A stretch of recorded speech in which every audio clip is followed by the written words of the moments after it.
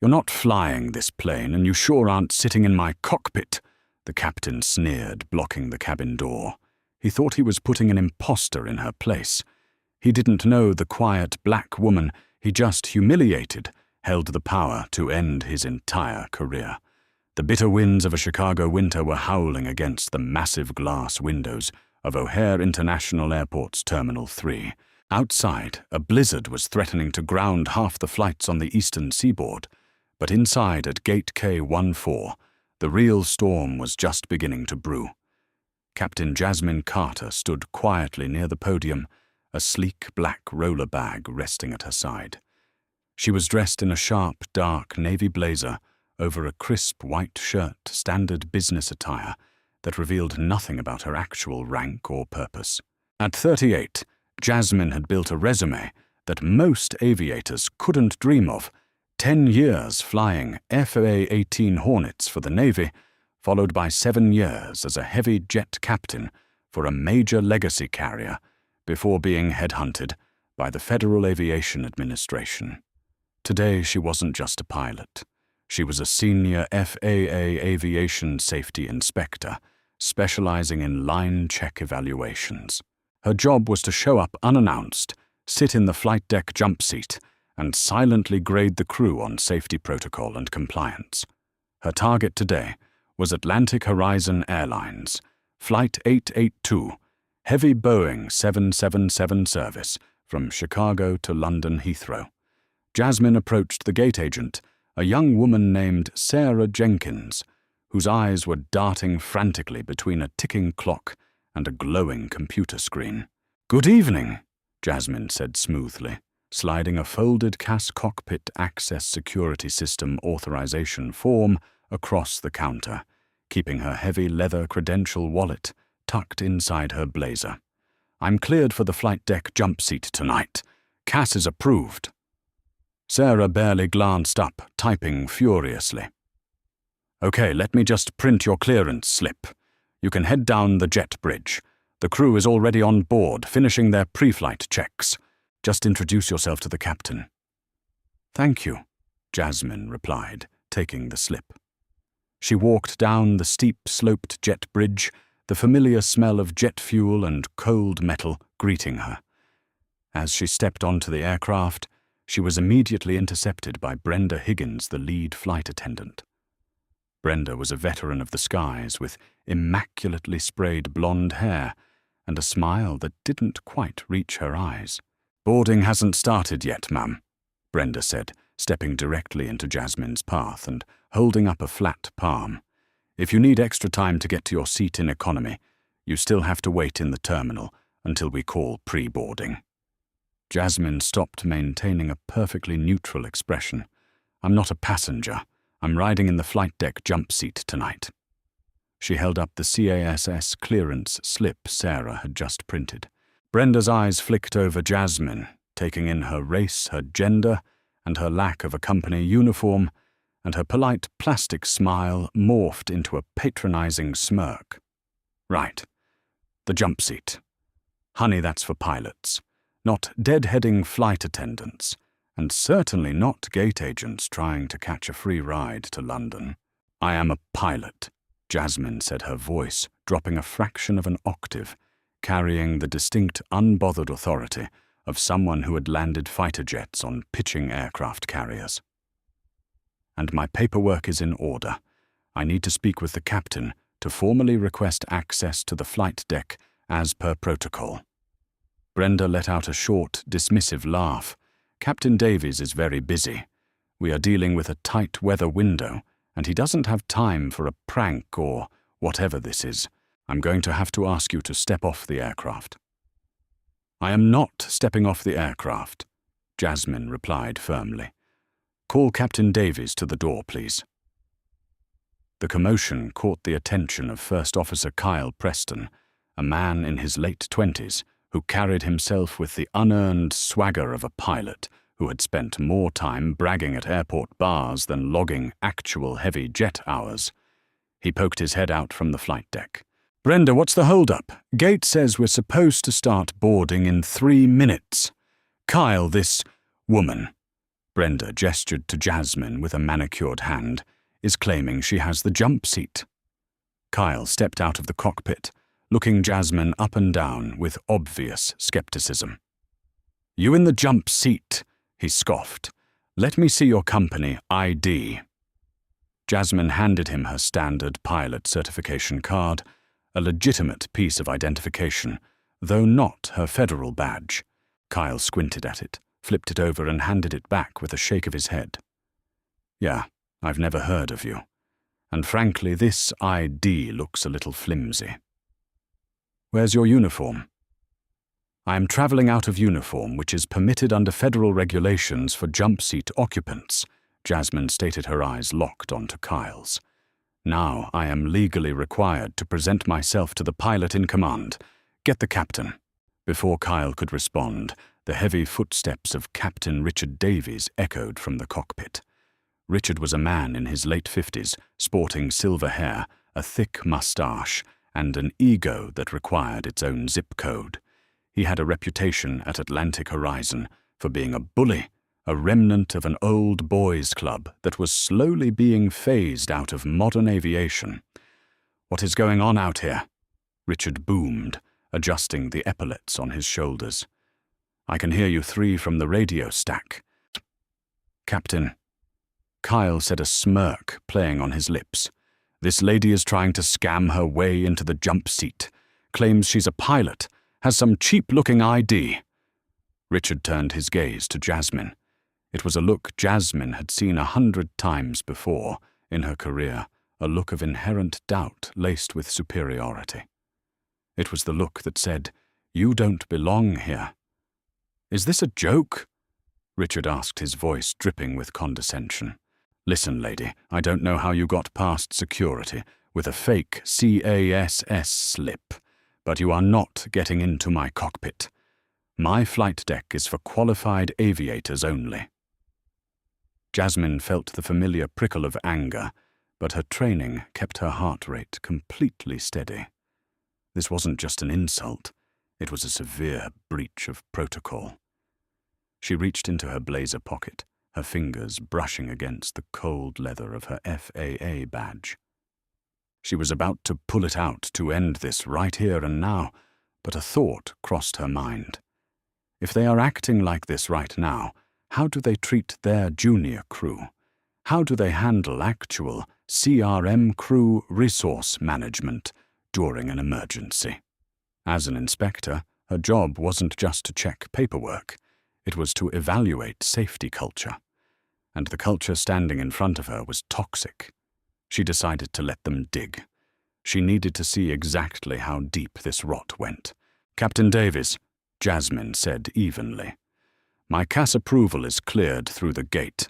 My identification is valid. Under Federal Aviation Regulation 121.547, you are required to admit me to the flight deck." "Don't you dare quote regulations to me," Richard snapped, his face flushing red. "I have 30 years in the sky. I am the pilot in command of this aircraft, and my word is God on this plane.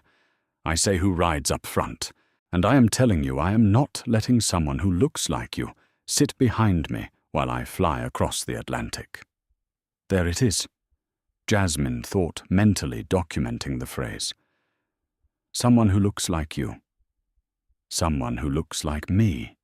Jasmine asked, tilting her head slightly, her voice deceptively soft. "Could you clarify what you mean by that, Captain?" Richard realized he had stepped slightly over the line and quickly backpedaled, masking his prejudice with a veil of manufactured security concerns. "I mean someone who doesn't look like a standard company pilot. You have no uniform suspicious identification and an attitude I don't appreciate. This is a post-9/11 world. I don't know you. I don't trust you. And I am exercising my captain's authority to deny you access due to safety and security concerns." "Safety concerns," Jasmine repeated flatly. She pulled a small black notepad and a silver pen from her inner pocket and began to write. "Denial of jump seat access. citing unsubstantiated security concerns despite verified CASS approval. Captain Richard Davies. First Officer Kyle Preston. Kyle laughed nervously. "What are you doing writing a Yelp review?" "I am documenting the interaction," Jasmine replied without looking up. Brenda crossed her arms, her face twisting in anger. "Captain, we have 300 passengers waiting in the terminal. We are going to take a delay if we don't get her off the plane right now." "You're right, Brenda," Richard said, puffing out his chest. He pointed a thick finger at Jasmine. "Turn around, walk back up that jet bridge and don't come back. If you want to fly to London, go buy a ticket in coach." Just then, Sarah Jenkins, the gate agent, hurried down the jet bridge, holding a radio. She looked breathless and panicked. "Captain Davies, I saw the hold-up on the camera. What's wrong? Why haven't we started boarding?" "Sarah," Richard barked, "why did you let this woman on my plane? She's trying to unlawfully access the flight deck with fraudulent credentials." Sarah looked at Jasmine, then back at the captain, utterly bewildered. "Captain, I ran her through the system myself. Her CASS is green. She is fully authorized in the global dispatch system. It literally flagged her profile with priority boarding." "Your system is wrong, or she hacked it," Kyle interjected arrogantly. "Look at her, Sarah. Does she look like a 777 pilot to you?" Sarah hesitated, intimidated by the two pilots towering over her. I just follow what the computer says, Kyle. The system says she's cleared." "Well, I say she's not," Richard growled. "Sarah, you are going to go back up to that podium, and you are going to call airport police. I want this woman removed from my aircraft immediately for trespassing and interfering with a flight crew." Sarah's eyes widened. "Captain, are you sure calling the police means we have to file an incident report, and that will delay the flight by at least an hour? Operations will be furious." "I don't care if Operations cries me a river," Richard shouted, his temper finally boiling over. "I am not taking off with a security threat on board. Call the cops, Sarah. Now." Sarah flinched, gave Jasmine an apologetic, helpless look, and scurried back up the jet bridge to make the call. Silence fell over the small entryway of the aircraft. The only sound was the hum of the plane's auxiliary power unit and the scratch of Jasmine's pen on her notepad. "You think this is a game?" Richard sneered, stepping closer to Jasmine, trying to use his height to physically intimidate her. "You think you can play the system? Let me tell you how this ends. The cops are going to drag you out of here in handcuffs. You'll be put on a federal no-fly list before the sun comes up. You messed with the wrong crew." Jasmine finally stopped writing. She clicked her pen shut and looked up, meeting Richard's furious glare with eyes as cold as the blizzard outside. "Captain Davies." Jasmine said, her tone devoid of any fear or intimidation. "I am going to give you one final opportunity to step back into that cockpit, contact your dispatcher, and verify my identity through your ACARS system. If you proceed with having law enforcement remove me, you will be crossing a line that you cannot uncross, and I assure you the consequences will be severe." Kyle scoffed loudly. "Listen to her, she's threatening us, Brenda. You heard that right. That's a threat." "I heard it," Brenda said smugly. "Add it to the police report." Richard leaned in close. "I don't take orders from civilians, and I certainly don't take threats from frauds. We're done talking." 10 minutes later, the heavy thud of boots echoed down the jet bridge. Two Chicago airport police officers, Officer Miller and Officer Davis, strode onto the aircraft, their hands resting cautiously near their duty belts. "What's the situation here, Captain?" Officer Miller asked, assessing the scene. "This individual," Richard said, pointing dramatically at Jasmine, "bypassed security with fake credentials and attempted to breach my flight deck. When I denied her, she refused to leave the aircraft and verbally threatened my crew. I want her arrested." Officer Davis turned to Jasmine, his expression stern. "Ma'am, I'm going to need you to step off the aircraft with us right now. Hand over whatever ID you have." Jasmine didn't move her feet, but she slowly reached into the inner breast pocket of her blazer. "Watch her hands," Kyle yelled, jumping back dramatically. Jasmine ignored him. Her fingers finally closed around the heavy leather wallet she had been keeping hidden since she arrived at the airport. It was time. The trap was fully sprung, and Captain Davies and his crew had walked right into it, locking the door behind them. "Officers," Jasmine said, calmly, pulling the wallet out and flipping it open in one fluid motion. "My name is Jasmine Carter." The bright fluorescent lights of the aircraft cabin caught the heavy gold shield pinned inside the leather, gleaming brightly next to a federal identification card adorned with the seal of the United States Department of Transportation. "I am a senior aviation safety inspector with the Federal Aviation Administration." Jasmine continued the air in the cabin, seemingly dropping 10 degrees. "And I am here to conduct a surprise line check evaluation on this crew." The heavy gold shield caught the harsh glare of the cabin's fluorescent lights, casting a blinding reflection that seemed to freeze the air in the entryway. The seal of the United States Department of Transportation sat proudly above the bold, unmistakable letters, Federal Aviation Administration. Officer Miller stopped dead in his tracks. His hand immediately fell away from his duty belt. He leaned in his eyes, scanning the raised lettering on the badge and the high-security holographic watermark on Jasmine's ID card. The tense authoritative posture he had brought onto the aircraft instantly vanished, replaced by a rigid, professional deference. "Inspector Carter," Officer Miller said, his voice dropping in respect as he took a deliberate step back. "My apologies, ma'am. We were responding to a dispatch call regarding an unauthorized civilian attempting to breach the flight deck." "I understand, officer," Jasmine replied, her voice calm and level. She didn't break eye contact with Richard. "As you can see, I am neither unauthorized nor a civilian. I am federal authority, and my presence here is federally mandated."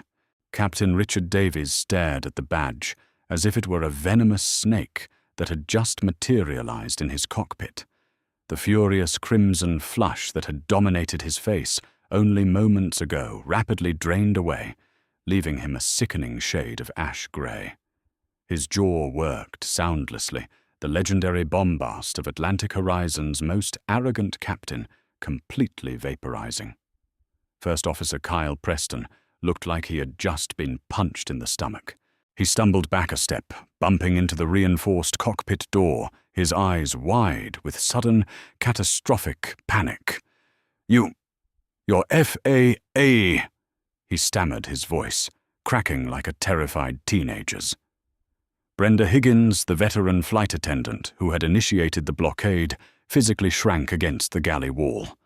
Her manicured hands trembled slightly, and the smug, patronizing smirk she had worn like a crown was entirely wiped from her face. "Now," Jasmine said, sliding the heavy leather wallet back into her blazer with a terrifying calmness. "Let us review what just happened here. I presented valid CASS authorization. You refused it without verifying through your dispatch. You denied a federal inspector access to the flight deck. You cited my physical appearance and lack of a company uniform as your primary security rationale, a direct violation of federal guidelines. And finally, you attempted to use local law enforcement to intimidate and unlawfully remove a federal agent from her assigned duties." Richard's survival instincts finally kicked in, though clumsily. He forced a strained, utterly unconvincing laugh, wiping a sudden bead of sweat from his forehead. "Inspector Carter, wow. Well, why didn't you just say so from the start?" Richard's voice was too loud, too jovial, echoing awkwardly in the silent cabin. "You have to admit you really had us going. We were just executing a rigorous security protocol. You can't be too careful these days, right? Standard pushback to verify identity. Consider it a test of our perimeter defense." He reached out a shaking hand, attempting to clap her on the shoulder. Jasmine didn't flinch, but her gaze turned to pure ice. "Do not touch me, Captain Davies." Richard's hand froze mid-air and dropped awkwardly to his side. "There was no test," Jasmine stated, pulling out her notepad again. "You did not follow security protocol. You followed your ego, your prejudice, and a gross misunderstanding of your own authority. You didn't ask for my credentials. You assumed I didn't have any. You didn't contact dispatch. You called the police." She turned to Officer Miller. "Officers, thank you for your prompt response. Your presence is no longer required for an arrest, but I would ask that you remain on the jet bridge for a few more minutes to maintain order. This flight is not going anywhere." "Understood. Inspector." Officer Davis nodded, and the two policemen stepped back out the aircraft door, standing like sentinels just out of sight. "What do you mean the flight isn't going anywhere?" Kyle asked, his voice trembling. "We have a weather window closing in London. We have 300 passengers." Jasmine looked at the young first officer, her pen poised over her pad. "First Officer Preston, as of this exact moment, neither you nor Captain Davies are legally fit to operate a commercial aircraft. I am officially grounding Flight 882. "You can't do that." Richard exploded a desperate panic, bleeding into his anger. "You don't have the authority to ground my plane over a simple misunderstanding. I have the authority, under Federal Aviation Regulation, Part 119, to suspend operations that pose an immediate threat to safety." Jasmine countered her tone, unwavering. "A captain who exhibits catastrophic failures in crew resource management, extreme emotional instability, and blatant disregard for federal law is the very definition of a safety threat. Step out of the flight deck, Captain. Grab your bags. Your evening is over." Brenda let out a small, terrified gasp. "What about the passengers? What about me?" "You, Miss Higgins," Jasmine said, glancing at the flight attendant, "will go back into the terminal and inform your gate agent that the flight is delayed due to a crew substitution. Once that is done, you will clock out. I will be submitting a formal report regarding your unprofessional conduct and interference to your in-flight management team." Jasmine pulled a sleek black smartphone from her pocket and dialed a direct line that only a handful of people in the country had. "Yes, this is Inspector Carter," Jasmine said into the phone, her eyes locked onto Richard's defeated face. "I'm at O'Hare Gate K14. I need to speak to Atlantic Horizon's duty chief pilot immediately. Yes, I am executing an emergency grounding of Flight 882 and initiating an immediate field suspension of the pilot in command and second in command. The fallout was swift, brutal, and entirely devastating for the crew of Flight 882. Within 30 minutes, a bewildered and furious replacement crew was scrambled to take the 777 to London, delaying the flight by nearly 3 hours. But for Richard Kyle and Brenda, the nightmare was just beginning. 2 days later, a formal hearing was convened at the Federal Aviation Administration's regional headquarters in Des Plaines, Illinois. The room was sterile, windowless, and freezing cold. Sitting at the long mahogany table was Thomas O'Connor, the FAA regional administrator, flanked by Atlantic Horizon's chief pilot, William Harris. Jasmine sat across from them, her detailed incident report resting neatly in a manila folder. Richard Davies sat at the far end of the table, his union representative sweating profusely next to him. Richard looked 10 years older. The silver hair that usually looked distinguished now just looked tired. His posture, once so imposing, was completely deflated. Chief Pilot Harris did not mince words. He had reviewed the security footage from the jet bridge, listened to the dispatch audio tapes, and read the police report filed by Officers Miller and Davis. Richard. Harris began, his voice heavy with disgust. I have known you for 20 years. I have defended you against noise complaints, union grievances, and rough landings. But I cannot defend this. You blocked a federal inspector from the flight deck because of how she looked, and then you tried to have her arrested to cover up your own arrogance. William, please. Richard begged, his voice cracking. It was a mistake. I was stressed about the weather. I misread the situation. Don't let 30 years in the sky end over a 5-minute misunderstanding. F.A. Administrator. O'Connor leaned forward, resting his elbows on the table. It wasn't a misunderstanding, Captain Davies. It was a manifestation of a toxic aviation culture that the FAA is actively eradicating. Inspector Carter's audit didn't just expose your actions on Tuesday, it prompted us to review your entire file. O'Connor opened a thick binder. We found a pattern. 14 internal complaints filed by junior female and minority flight crew members over the past decade, citing harassment, intimidation, and hostile cockpit environments. Your union buried them. But we are the federal government, and we dig deep. O'Connor closed the binder with a sharp thud that echoed in the quiet room. Under FAR, Part 61 and Part 121, we are immediately revoking your airline transport pilot certificate, O'Connor stated flatly. You are stripped of your command, Captain. You will never fly a commercial airliner again. Richard buried his face in his hands, a choked sob escaping his throat. Without his license, his career was instantly dead. Furthermore, because he was terminated for a gross violation of federal law, Atlantic Horizon stripped him of his early retirement package. The millionaire lifestyle he had planned for his twilight years vanished in a puff of smoke, replaced by the grim reality of a disgraced exit and a fraction of his expected pension. First Officer Kyle Preston didn't fare much better.